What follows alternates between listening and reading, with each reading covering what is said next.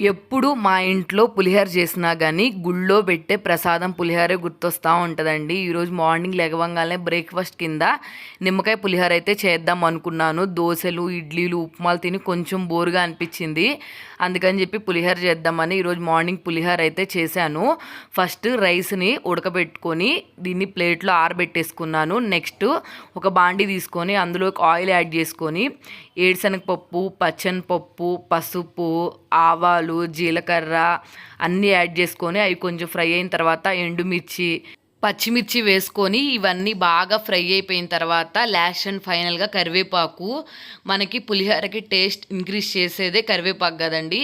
ఇవన్నీ బాగా ఫ్రై అయిపోయిన తర్వాత మనం ముందుగా ఆరబెట్టుకున్న రైస్‌లో అయితే ఇవన్నీ బాగా మిక్స్ చేసేసుకోవాలి తాలింపంతా.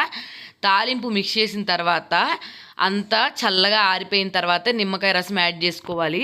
నేను నిమ్మకాయ రసము ఎలా స్టోర్ చేసుకుంటానో మన ఛానల్లో ఉంది, చెక్ చేయండి ఒకసారి. ఉప్పు వేసి అయితే స్టోర్ చేసుకున్నాను. ఇంక ఉప్పు వేసే పని లేకుండా రసం అయితే రైస్లో కలిపేసుకొని, పులిహోరకి టేస్ట్ ఇంక్రీజ్ అయ్యేదే మనం చేత్తో కలపటం వల్ల కదా, అందుకే గంటె పక్కన పడేసి చేత్తో అయితే కలిపేశాను. నీట్గా ప్లేట్లో పెట్టేసుకొని తిన్నామంటే మాత్రం పులిహోర తింటుంటే పుల్ల పుల్లగా భలే ఉందండి. టేస్ట్ అద్దిరిపోయింది. వీడియో నచ్చితే సబ్స్క్రైబ్ చేసుకోండి.